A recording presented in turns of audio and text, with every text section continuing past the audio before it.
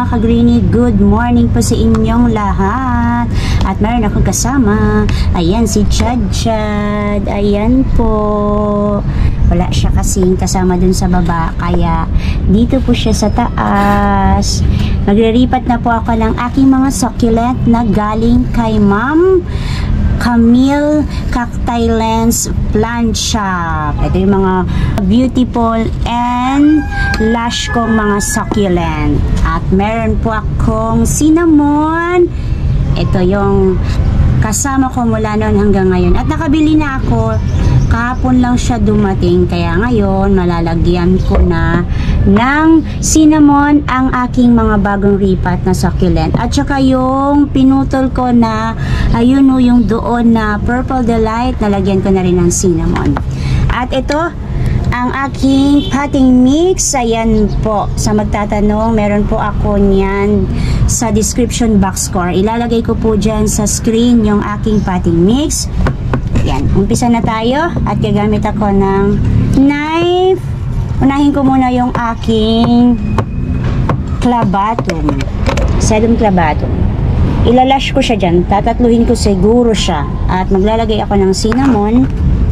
Ididip ko lang. Yan, lagyan ko lang siya pag ganyan.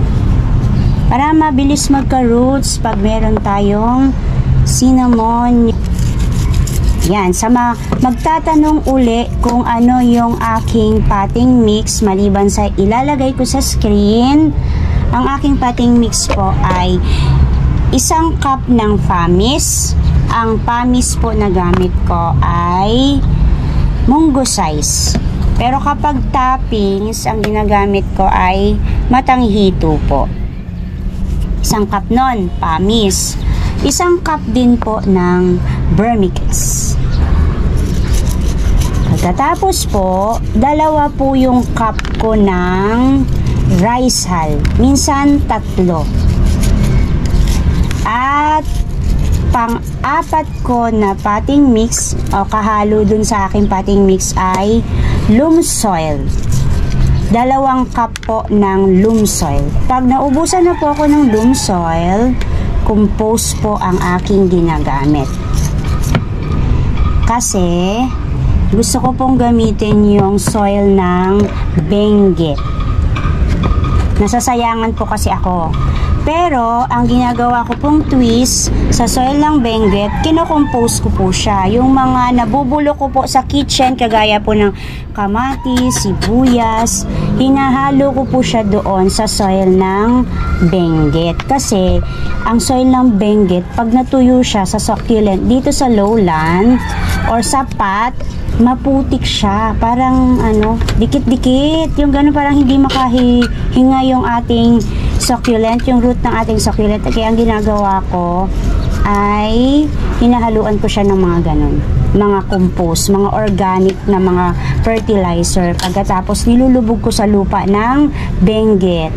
Pag sa tagal-tagal po, lumalambot po yung lupa nila. Dagdagan pa natin ng soil.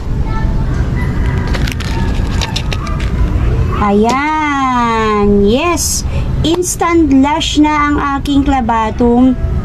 3 yung nilagay ko sa isang pot na ito. So done na ito. Next, clavatum pa rin.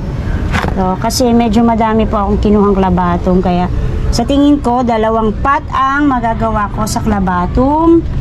At ito yung pot na aking gagamitin. Yan po. Pero kakaibang clavatum ito compare doon sa nauna. Saan pupunta si Chad Chad? May matatapon talaga na soil dahil magkakalkal tayo. Ito, yung malaki na sumunod. Lagay tayo ng cinnamon. Behave ka lang dyan, kuya, ha? Apa. Behave ka lang kasi malapit na matapos si mama. Ay, nag-ano lang si mama. Magpapat lang si mama, ha? Okay. Mahaba siya. Kaya mahirap siya ipasok. Itusok. Sige lang. Yan. At ito yung maliit. Dito na lang natin siya sa gitna ilagay. At ayan na siya. Next naman, si Sedum George. Kuha tayo ng pot ni Sedum George.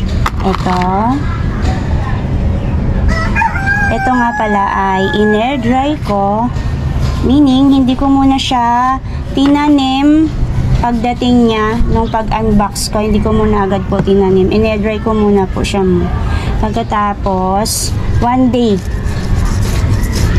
Para po maka-relax, makapagpahinga, kasi galing po siyang biyahe. Pero nasa inyo naman po yon kung itatanim nyo kaagad or hindi nyo siya itatanim. Pero ako kasi, hindi naman po ako kasi nagmamadali. Kaya hindi po ako nagtatanim agad kapag bagong unboxing ng mga succulent.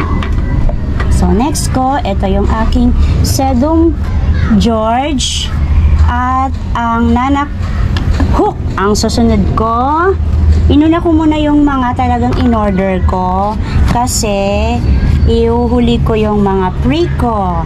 Ganyan lang po. Mamaya na siguro ako maglalagay ng ng toppings na kamis para mabilis ako matapos. Ganyan. Next, pre itong isa kasi alam ko isa lang yung in-order ko na Nana. So, itutusok ko lang po siya yan. Pag ganyan. Oh, madami siyang babies, oh. Madami siyang babies. Urong ko lang siya. Next. Yan. Ayun, si Peach Candy. Ang next. Peach Candy. This one. Halika dito. Yan. Okay. Cinnamon uli. Cinnamon. Lagyan natin. Naririnig ko yung boses ng ate ko, yung panganay kong anak, galing school. Ayan, maingay. Meron siyang daldalan, classmate niya siguro. At ayan, ganda ng peach candy ko. Ganda. Next, yung mga pre na hindi ko alam yung pangalan. Ito, pre ito. Hindi ko alam yung name niya. Kaya, pag-comment po sa comment box kung ano po yung kanyang ID. Yan, lagyan ko lang ng cinnamon. Butasan ko lang sa gitna konti.